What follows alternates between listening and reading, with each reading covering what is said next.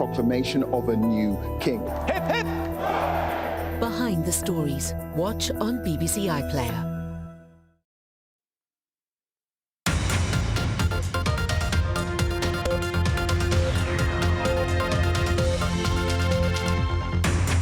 High-stakes diplomacy between the world's two largest economies. President Biden and President Xi speak on the phone as the U.S. Treasury chief heads to Beijing.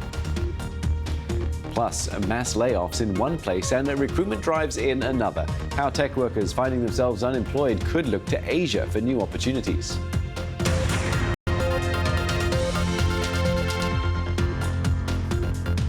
Hello and welcome to Asia Business Report with me, Steve Lai. Our top story today, the leaders of the world's two biggest economies, US President Joe Biden and China's President Xi Jinping, have spoken on the phone, marking the first time the two have talked in months. Now that's as the US Treasury Secretary Janet Yellen embarks on her second trip to China in less than a year. Our North America business correspondent Erin Delmore has the details. The phone call marked the first one-on-one communication between U.S. President Joe Biden and China's President Xi Jinping since November. And they had a lot of ground to cover. The risks associated with rapidly developing AI technology and military communications, and the trafficking of illicit drugs like fentanyl. A White House summary of the call included a few others, like China's, quote, unfair trade policies and preventing access to advanced U.S. technology. And on the Chinese side, President Xi reportedly called U.S. support for any Taiwanese independence effort, quote, a red line, and accused the U.S. of trying to suppress China's development of advanced technology. Over 4 days of meetings, Treasury Secretary Janet Yellen is expected to meet with some of China's top political and economic officials, as well as American business leaders and Chinese professors and students. She's expected to warn China against flooding the market with cheap, clean energy exports, things like electric vehicles and lithium-ion batteries. The White House is trying to bolster that industry domestically by offering its own tax breaks and subsidies. Let's get you up to speed quickly with an earthquake this morning in Taiwan because the world's largest contract chip maker has told the BBC it has evacuated some of its facilities there. TSMC, rather. Now, the company says it's currently estimating the overall impact of the earthquake and work stoppages. We'll have more on that story as it develops. Now, in other news, Tesla shares have fallen almost 5%. That's after Elon Musk's electric vehicle maker reported deliveries have fallen sharply in the first quarter of 2024. The company handed over just under 387,000 electric cars to customers, the smallest quarterly figure in more than a year. Now, that was down more than 8% year on year and far fewer than analysts had expected. The EV company has grappled with a fire at its European factory, global shipping disruptions, and a slower EV sales growth. And that slowdown in sales of electric vehicles is also being felt by BYD. China's biggest electric vehicle maker has handed back the title of world's biggest EV seller to Elon Musk's company. BYD reported a 43% drop in first quarter sales compared to the same period last year. Market watchers have warned about cost-conscious drivers being put off by higher borrowing costs. And we're going to stay with the tech sector now because the start of the year has seen more layoffs announced at a number of major tech companies, including Google, Microsoft, and Snap. But workers finding themselves unemployed could look to Asia for new opportunities. And that's because new research has found hiring is on the rise across the region. And that's due to a shortage of talent, with Australia, Hong Kong and Singapore on the hunt for staff in the tech sector. Karen Ng is with global HR platform Deal, and she says overall, the pace of layoffs in the tech sector is starting to slow down. We've noted there's a 57% increase in global hiring in Asia itself. By global hiring, we mean businesses hiring everywhere and looking for talent anywhere.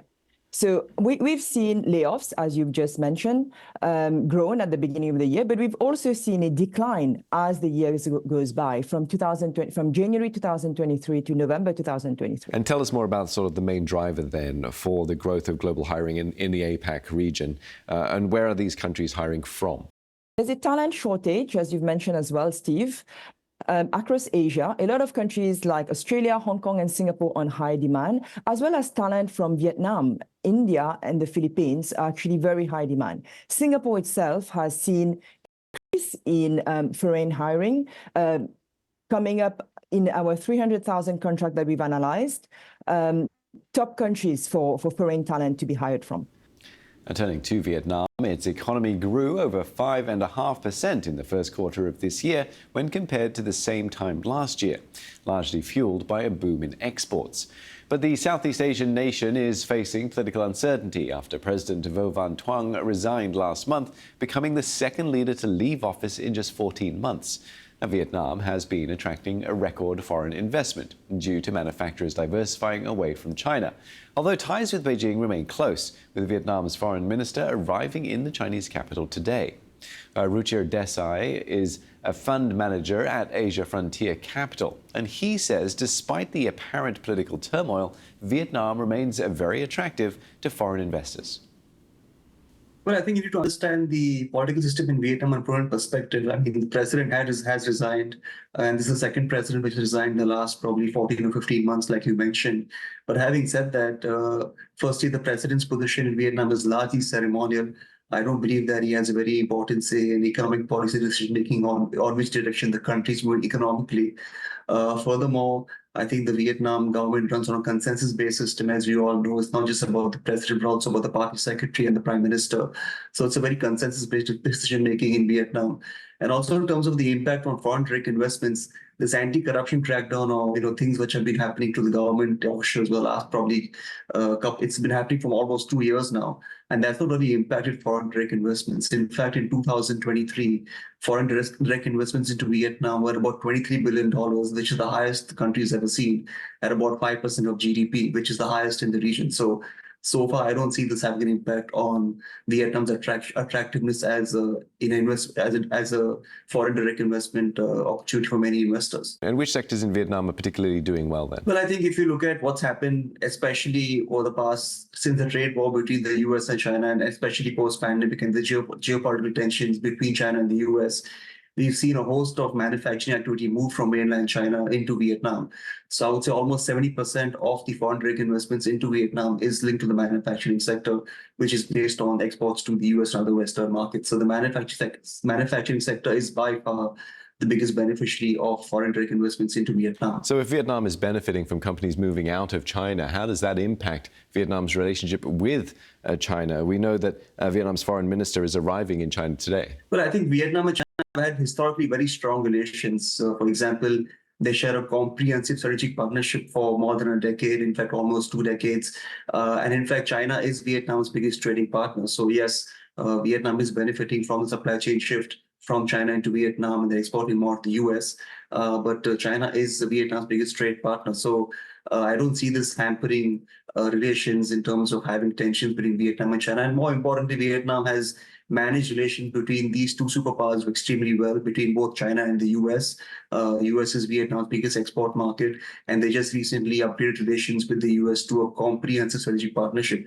So in fact, Vietnam has a history of managing relations. It's called bamboo diplomacy, and they manage relations between all the important powers in the region, also globally, quite well, actually. How optimistic are you about the outlook for Vietnam? Actually, very optimistic for the outlook of Vietnam. So they're coming off from about 12 or 18 months of slower growth because of slower exports, lower domestic consumption. But going forward, I think because Vietnam is the key beneficiary in Asia from the global supply chain shift, I see GDP growth going back to 6% or more over the next 3 to 5 years. So I think this is one of the key stories to watch out for in the region in Asia. The Indian government has said they are monitoring the excessive flight cancellations by one of India's most prominent airlines, Vistara.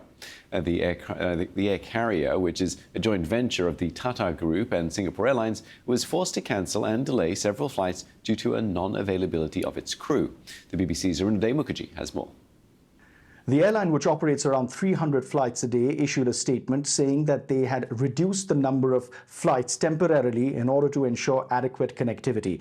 They also said that they had started using bigger aircraft in order to ensure the accommodation of more passengers. In that same statement, they said that they were working hard to try and ensure the situation is stabilized soon. Now, the official statement did not mention why Vistara was having trouble finding its crew, but there have been reports of late which have cited concerns by pilots at Vistara about a revised salary structure ahead of the merger, the planned merger with Air India. Now, Air India, you would remember, was once India's national carrier, which was then sold to the Tata Group 2 years ago as part of the Indian government's divestment plans in order to privatize the airline and generate more funds. So experts say this also could be an impact of that planned merger. Now, India's aviation regulator has also stepped in because of the delays, asking for daily reports from Vistara, and also has asked the airline to ensure that there are minimum inconveniences caused to the passengers, and they should have a redressal form in order to get refunds and also reschedule their flights. Just to give you a context, Vistara is 9 years old in the Indian aviation industry and is a joint venture between Tata Sons Private Limited, which owns a 51% stake in partnership, and Singapore Airlines, which owns 49%. Arunade Mukherjee there. And that brings us to a close here for Asia Business Report for today. I'll be back again at the same times tomorrow. Bye for now.